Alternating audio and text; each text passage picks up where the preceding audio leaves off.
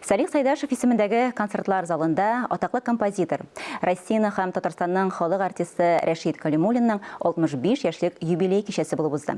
Бирегә аның иҗатын, әсәрләрен яратучы, аңлаучы, тамашачы килгән иде. Әлеге чарада композиторның күп еллар дәвамында иҗат иткән әсәрләрен Рөстәм Абязов җитәкчелегендәге Ля Примавера Казан камера оркестры башкарды. Концертта беренче булып аның Тукай мелодиясе дип исемләнгән камера симфониясе, шулай композитор репертуарындагы иң хисле әсәрләрнең берсе 4-нче симфония яңгырады. Рәшит Калимуллин Россияның әйдәп баручы заманча композиторларның берсе булып тора.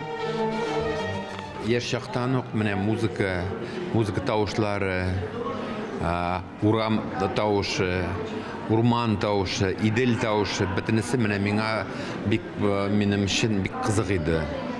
Минем күңелгә хас итеп, ничектер менә күңелдә шундый төрле фикерләр тудырадыр. Аннарсыны бераз зурайгач инде менә музыка белән шөгыльләнә башладым.